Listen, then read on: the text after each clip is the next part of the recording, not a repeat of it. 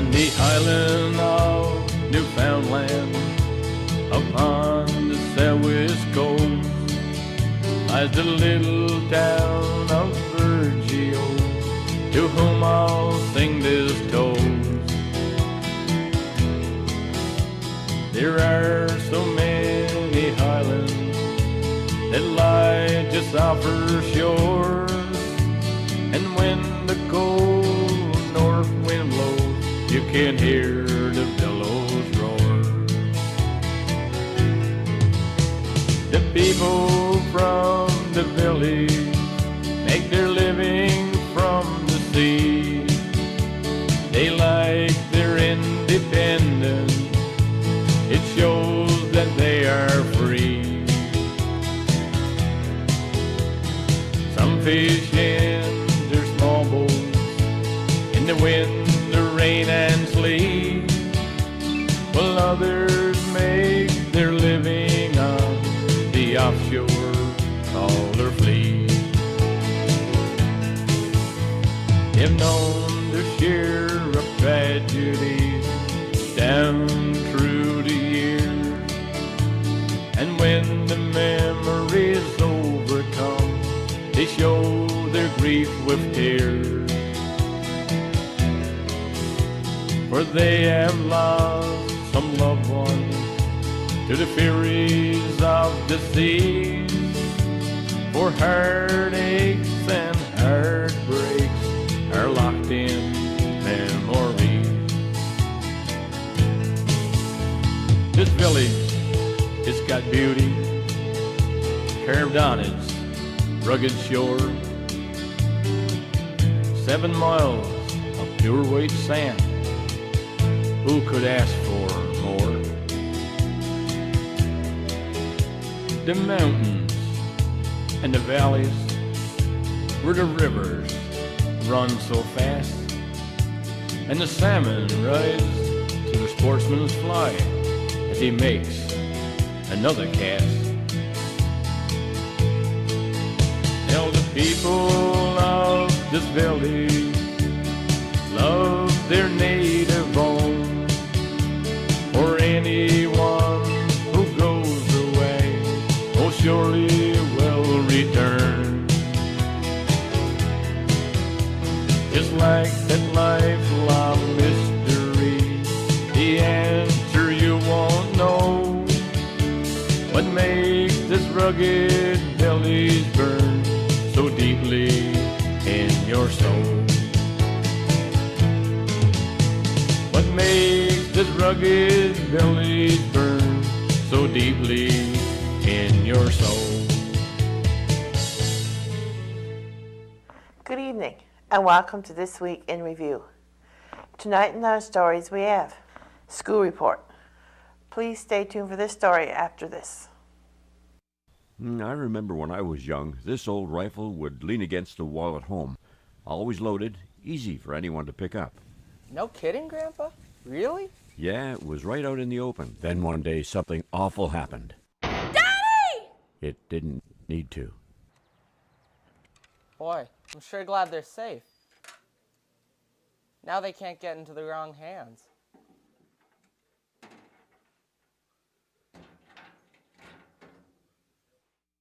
On Tuesday, another school year began. This year, 131 children registered for school, with 6 students entering kindergarten and 15 doing their final year. I went by the school on Wednesday as Mr. Penny gave us his principal report. Certainly welcome Maxine in again. Obviously, it's our first official day of school, and I want to welcome all our students back to school, our teachers, and yes, even our parents. Parents obviously a big part of our school culture.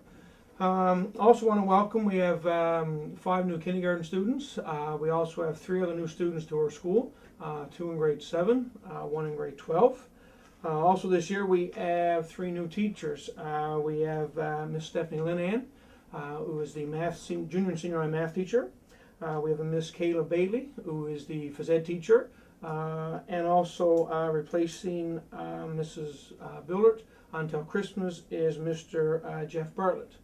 So again, certainly want to welcome all of them and our students, and as I said, the parents and everyone to another school year, and certainly looking forward to the next 10 months. The summer went by very quickly, and I guess now it's time to get back to work. Also, one other person forgot to mention, our CIS worker, Community and Schools worker, is Melanie Benoit, and also she's with us for the school year as well, so certainly want to welcome her. I have a bunch of things here that I'll run through, I guess some rules, regulations, some things that's coming up. I'm probably not going to get through everything, I'm sure some things I'm going to forget, but we'll look at some of these things now anyway. First, our snack program will be up and running on Monday, September 12th. So again, for those parents who are not familiar with that, all students in K to 12 are offered a free snack, at least one, each day of the week through snack program. This is a healthy snack. Could be fruits, vegetables, some other things that the snack program has to give the students. And I believe if it's not every Tuesday, every second Tuesday, or that, I think that's what we did last year, was also free milk for our students. So certainly encourage all students to take part in that. Last year I think we were having around, I'm going to say an average of about 90, 95 students out of 140 who were availing of that each day. I'd like to see all of our students do that. So certainly parents, chat with your child. Our canteen does not serve or does not sell much stuff. We also have milk there each day, water. We have some ice cream, apple juice, orange juice. Pretty much that's it. Due to the nutrition policy that's out, we haven't found a whole lot to serve in our canteen. But again, I think the snack program will take care of that, and also it saves money for our families. So certainly have your kids use that. That's what it's there for. On the nutrition policy, just wanted to again state that it's been out now for a number of years. If anybody's looking to see what the policy is, you can certainly give me a call. But we just ask that we're not allowed to sell unhealthy snacks or to serve them in school. We can't stop students from bringing them in, like pop, chips, and whatnot, but we all know the importance of eating healthy, and I'd ask that we continue with that. And have kids not be bringing those items into school. And again, that's obviously responsibility of the parents and the students as well. During like little like Christmas, the day before Christmas holidays, we have students who have little things in their classrooms and whatnot. May involve some food. We have no problems with some special treats at times there, but keep that to a minimum, and I think that'll be good for everyone. Also on the food items, we are a peanut safe school. We ask that no items whatsoever be brought to school with peanuts. We also have some students that have allergies with coconut. So with those items, students should not be bringing those to school. And if we see those, we will have no other choice but to take it from students. So again, please make sure students are not bringing those items in. Also, morning exercises will start on Monday, September 12th as well. We have a lot of students in K to 6 who take part in this. That starts at 8:30 in the morning. The phys ed teacher will come out, get the kids, come in. They will change footwear, whatnot. They'll go into the gym for 15 minutes. As I said, a lot of K to 6 students get involved, but it's open to all of our students. And again, starting off today with a little bit of physical activity. The research says that it's actually helps them to do better in school, along with healthy eating, exercise. Obviously, they have a well-balanced lifestyle, I guess, and again, students seem to do better in school. This year looks like in April we have an EF tour over in Europe, Vimy Ridge, with Mr. Vivian. Mr. Vivian will be putting more information on the BBS channel in the coming weeks. I think Mr. Vivian had traveled to Paris in August in anticipation of this tour that's coming up in April. So he now has more information on that, and we'll be providing that to those students who signed up last year. There is still a small window open for anyone, I think in 7 to 12, who wants or who didn't sign up last year can sign up now. And like I said, he'll be putting more information on BBS in relation to that. Last year we had also started our FAST program, Family and Schools Together. We have every intentions of continuing that this year. Looks like right now that'll start on Monday, October the 17th, and it will continue for 8 Mondays until December the 12th. I think Halloween is in there, so we'll skip the Halloween night. It's on a Monday. But letters have gone home to students in grades K to 4, and that's who where the fast child will be from. His age is actually 4 to 9, so which is our grades K to 4. The deadline was Friday past to pass in those forms, and we will allow students to bring them back on Monday if they didn't do that. We're going to take somewhere around 10 or 12 families, but if you're interested, you want more information, please give us a call. Kathy Cutler, Ada Vatcher, a number of people like that are involved in the program. And you know, it went really well last year. I know I mentioned a couple of times through these interviews. Enjoyed by the students, enjoyed by the parents, and even the volunteers and the FAST team that was kind of overlooking the entire thing. It was very beneficial, and I'd love to see another 10 or 12 families involved in that this year. So please get involved. If you have a child in grades K to 4, you should have a form sent home by your child. Our library is now automated, which means that to take anything out of our library, students must have a library card. So I announced that in the assembly on Wednesday past to students. Just remind, I guess, the entire public that you must have a library card to access anything in the library, and certainly take anything out. And please mention to your child that if they haven't done so, they should get that card as soon as possible. Some of our I guess, rules of our school that I just want to mention. Cell phones, as I've mentioned here in the past, cell phones have been an issue. We've had issues with cell phones in junior and senior high with students who have been cheating using cell phones, and also bullying during school time with cell phones. So we've had no choice but to put a policy in place a couple of years ago stating that cell phones are not permitted in our school. And that is during the regular school day, obviously from 8:45 in the morning until 3 o'clock when they leave. If there's a nighttime activity or something on the go, I have no issues with kids bringing cell phones in. We get into the winter months and whatnot. Obviously, students want to ride home. They don't have access to a phone. That's understandable. But there's absolutely no reason whatsoever for any student to have a cell phone in school. In case of emergencies, we have phones, obviously, that they can use and we can use. It's not needed. If it's found on them in school, it will be taken from them. The first offense, they will get it back at the end of the day. The second offense, a parent or guardian will have to come in and pick it up. And beyond that, there could be detention, suspensions, and whatnot. Living in Burgeo, I've said this before, it's not needed to have a cell phone to come to school. It seems like that is the times we're in, that everybody got a cell phone. I guess if you're living in Toronto, going to school in Toronto, I can probably see the importance of it, but I really don't in Burgeo. So I ask everyone, please abide by the rule and not be bringing cell phones. Lateness, been an issue with some kids in the past. Students have to be in school in their classroom at 8:49 in the morning and at 12:59 after lunch. Otherwise, they are late. They have 5, I guess, unexcused lateness each semester, each term. After that, then there will be letters home, detentions, and again, possibly suspensions, in-school suspension or whatnot for students who are chronic lateness. If there's a reason why they're late, whether it's medical or whatnot, I'd appreciate being notified by a letter or a phone call, and obviously that we will take care of. And again, a student who comes in late that did have a doctor's appointment, yes, they're marked late, but that will not be included as one of their 5 unexcused. We understand that. And same with sign out to students who leave our school. They must have a sign out. They must sign out in order to leave for any reason. And obviously that's for emergencies due to fire or whatnot.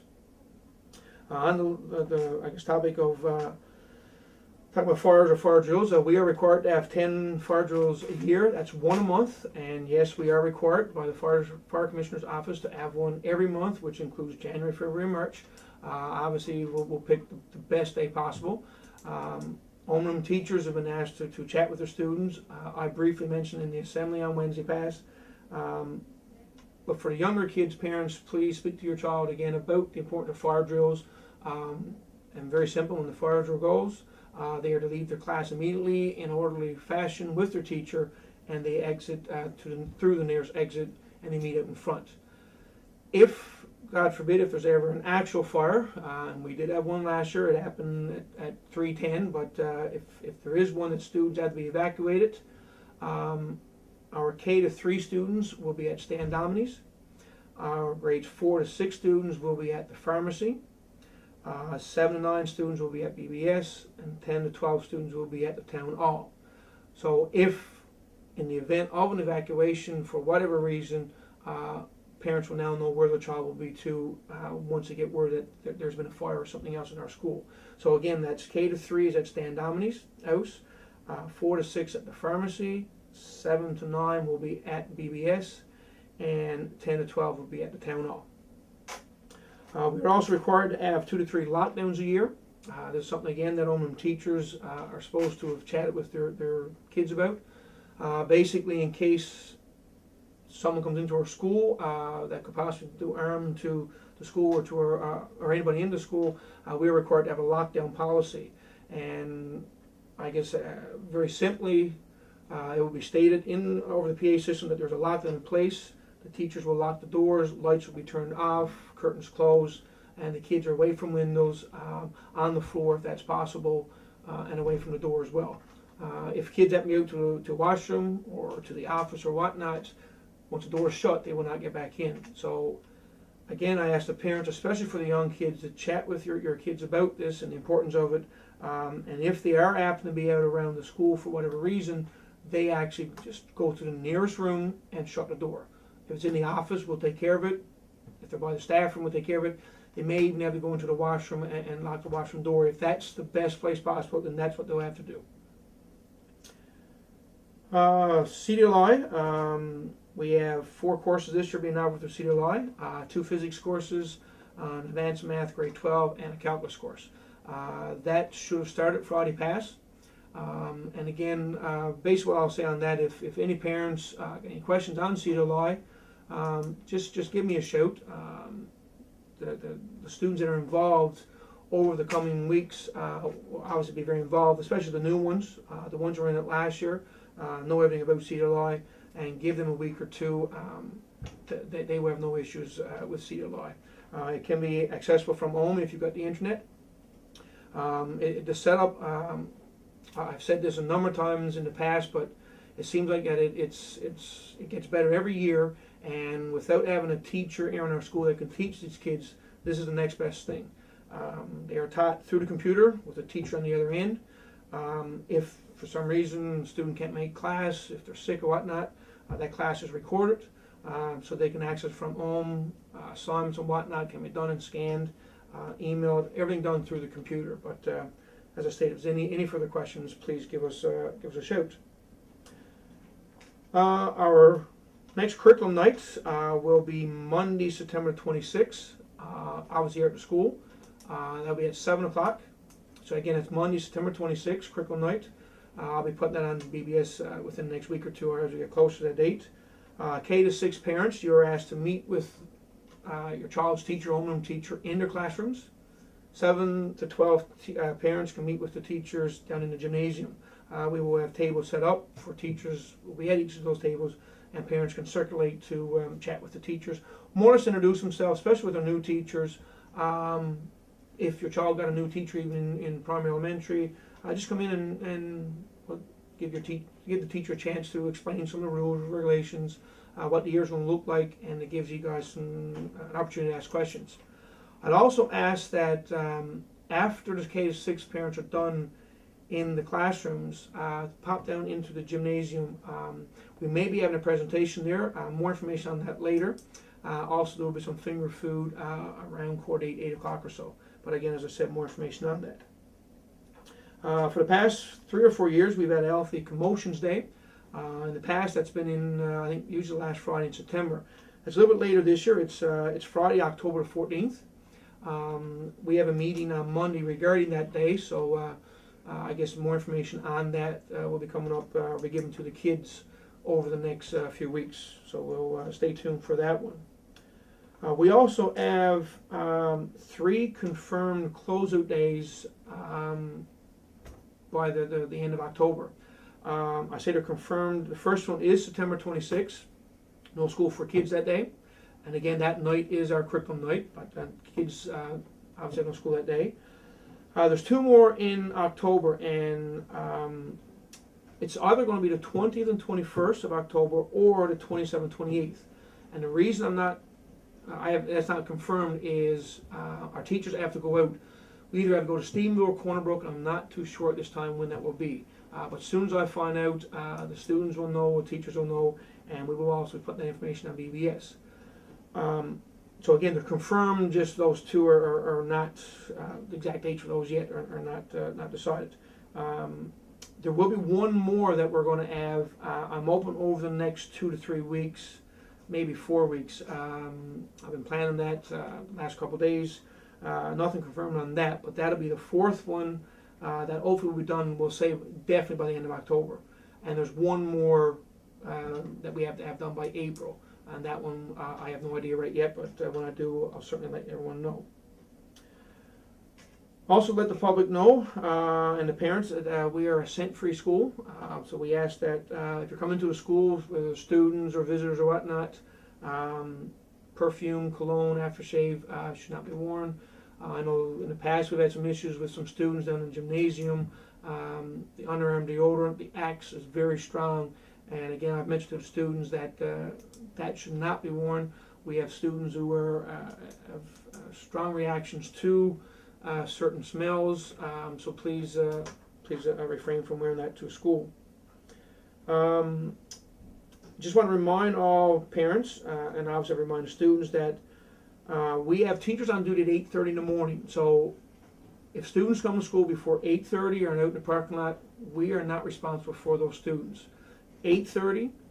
That does not mean that they get in school at 8:30. That is the teachers on duty. That is their call. If it's poor weather, yes, they come and wait inside. Also at 12:40, same thing. There'll be a teacher on duty at that time. Before that, we are not responsible for those students. And in the past, a lot of students, they get out at 12:05 lunchtime, and by 20 after 12, there's a lot of students that are here waiting to get in.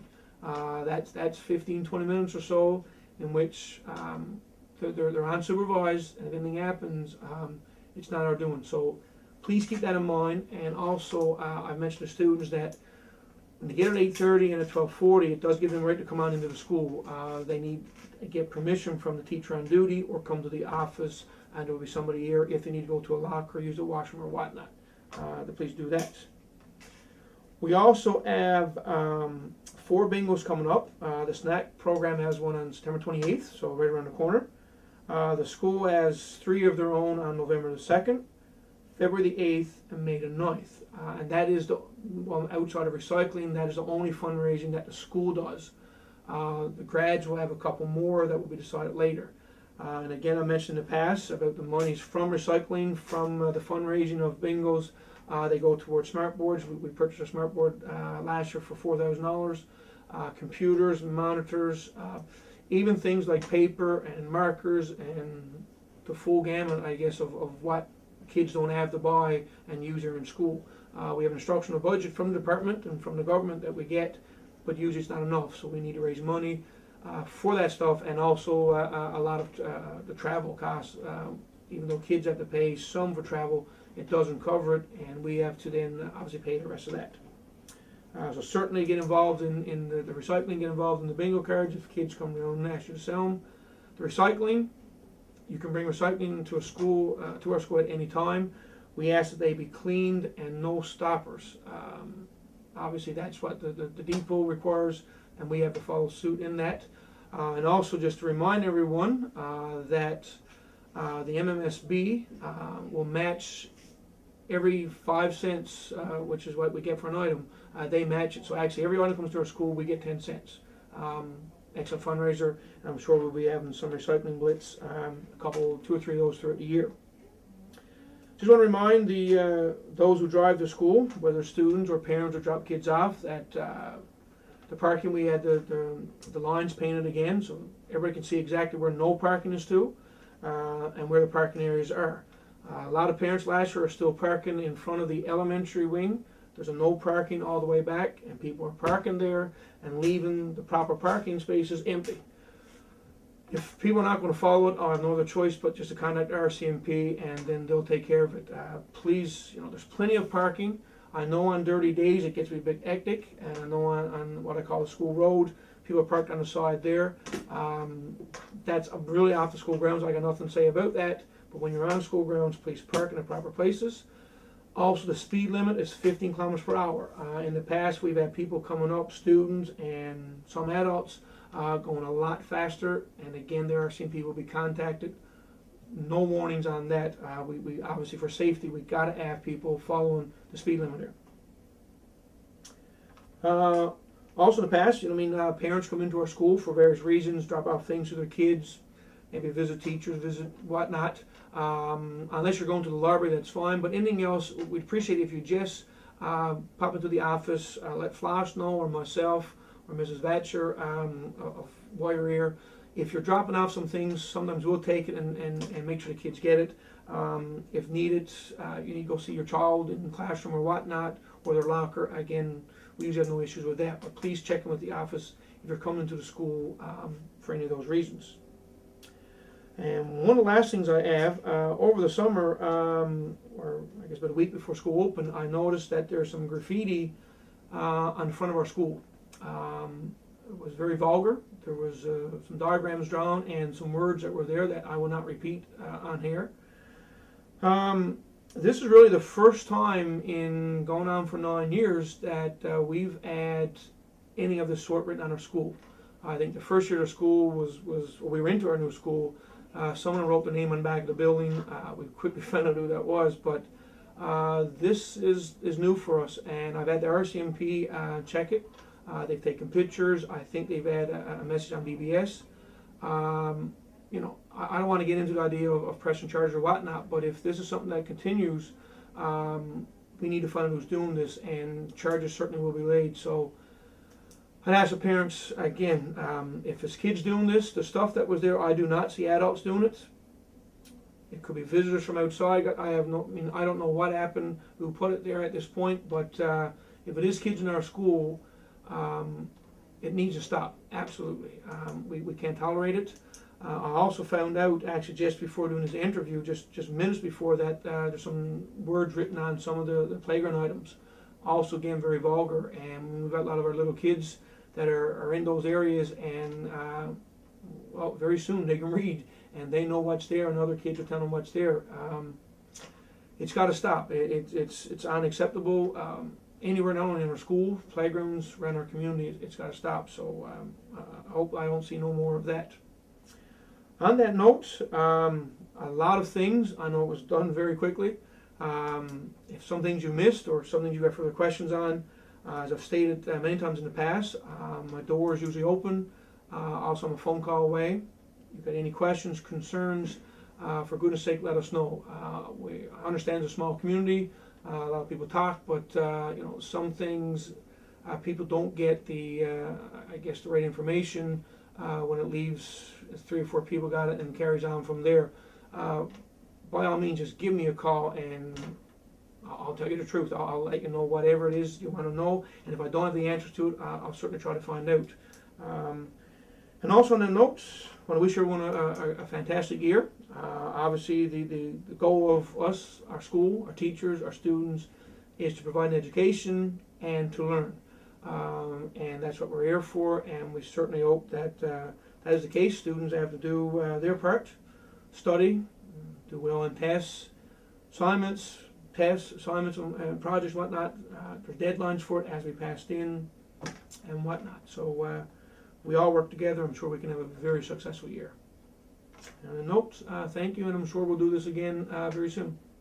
I would also like to wish all the honors out there a safe and enjoyable hunting season. This concludes our program for tonight. Thank you for watching. Good night.